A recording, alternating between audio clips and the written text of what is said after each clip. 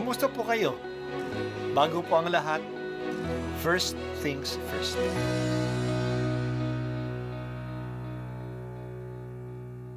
Good morning po. Sinisimulan po natin ngayon ang first things first. At dito po, tinatalakay natin sa unang bahagi ng umaga natin ay ang first readings na binabasa po sa banal na misa. Ito pong tinatalakay natin kasi madalas po kasi marami na tayong alam tungkol sa gospel readings. Pero konti po ang nagsasalita sa first readings. Pero ang first readings, bahagi din po yan ng Biblia, ng banal na kasulatan. Kaya susubaybayan po natin ang mga first readings, basahin po natin at kuminsan kailangan ng basahin ng 2 o 3 beses bago maintindihan kasi hindi po tayo familiar sa mga istorya at sa mga kaisipan na tinatalakay dito.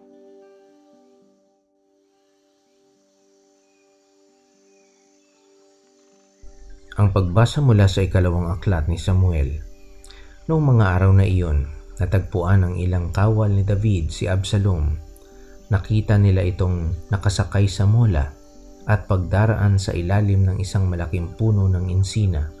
Nasabit ang ulo nito sa mga sanga. Siya ay napabitin at naiwan ng mola. Isa sa mga nakakita nito ang nagsabi kay Joab, "Nakita ko si Absalom na nakabitin sa puno ng insina." Pumili si Joab ng 3 sibat at isa-isang itinusok sa dibdib ni Absalom na nooy buhay pang nakabitin sa puno. Nakaupo noon si David sa pagitan ng pintuang panlabas at pintuang panloob ng lungsod. Umakyat naman sa bantayan ng muog ang isang taliba. Pagtanaw niya'y may nakita siyang isang lalaking tumatakbong palapit. Tinawag niya ang pansin ng hari tungkol sa kanyang nakita. Wika ng hari, "Kung nag-iisa, pihong may dalang mabuting balita." Sinabi sa kanya ng hari, "Diyan ka muna tumayo sa isang tabi." At gayon nga ang ginawa ni Ahimaas. Dumating naman ang kusita at ganito ang sabi, "Mabuting balita inyong kamahalan.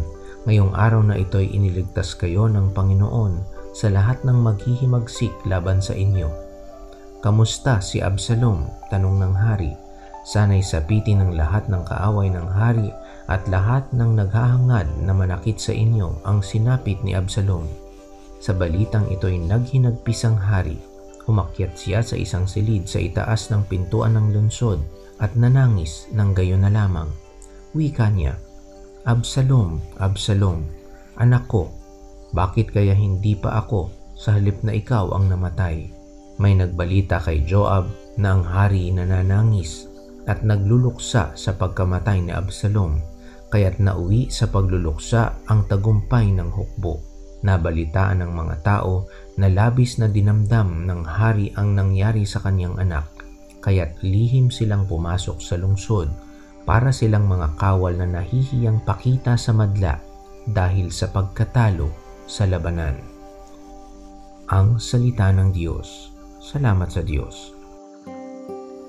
Noong makonsolidate na ni David ang kanyang sandataang lakas, hinarap na ng hukbo ni David ang hukbo ni Absalom. Gusto sana ni David na sumali sa digmaan, pero pinagbawalan siya ng kanyang mga leaders. Pero bago umalis ang mga kawal, nagbigay siya ng instruction sa lahat na hindi saktan ang anak niyang si Absalom. Kahit na nagrebelde sa kanya, anak pa rin siya ni David at walang ama na gustong saktan ang kanyang anak. Si Absalom ay isang magiting na lalaki. Mayabong ang kanyang buhok. Tanda ito ng pagkalalaki niya. Sa labanan, napadaan si Absalom sa isang malaking puno at ang buhok niya ay nasabit sa mga sanga. Tumuloy ang toro na kanyang sinasaktan at naiwan si Absalom na nakabitin.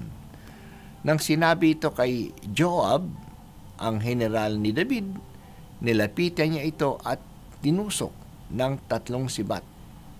Pinagtulong-tulungan din si Absalom at ng iba pang mga tauhan ni Joab. Pinatay ni Joab at itinapon sa ang kanyang bangkay sa isang malaking hukay sa gubat. Natalo ng hukbo ni David ang hukbo ni Absalom.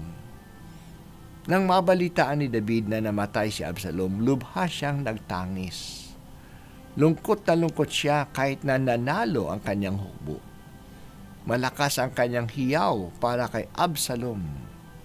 Kaya noong dumating ang mga kawal ni David, tahimik sila para mga natalunan kasi napatay ang anak. Kaya noong dumating ang mga kawal ni David, tahimik sila para mga natalong mga tao kahit namatay kasi namatay ang anak ng hari. Kahit na tinangka ni Absalom na kunin ang trono ng paghahari ng kanyang ama, ang tingin pa rin ni David sa kanya isang anak, hindi isang mang-aagaw ng kaharian. Hindi mawala kay David ang kanyang pagiging ama. Itong katangian ni David. Mahalaga sa kanya ang pamilya. Kailangan natin ang ganitong pananaw na nanghihina na ang kaugnayan na natatali sa ating mga pamilya. May iba na sinisira ang relationships bilang pamilya dahil sa pera, dahil sa kapangyarihan, dahil sa posisyon. Sa panahon ng eleksyon, nakikita natin ang ilang pamilya ay nagkakabuwag-buwag dahil sa eleksyon. Pinag-aawayan ang mga posisyon, ang mga kandidato. Kahit na si David ay makapangyarihang hari at kahit na nga marami siyang mga anak, bilang hari mayroon siyang maraming asawa, hindi pa rin nawawala sa kanya ang pagmamahal sa bawat miyembro ng pamilya niya. Kaya nalungkot siya sa pagpatay sa kanyang anak na si Absalom.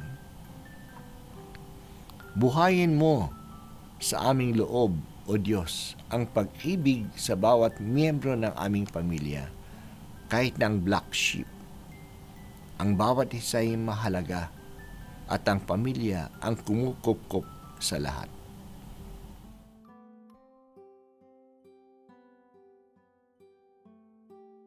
At ako po ay si Bishop Broderick Pabilio dito sa First Things First.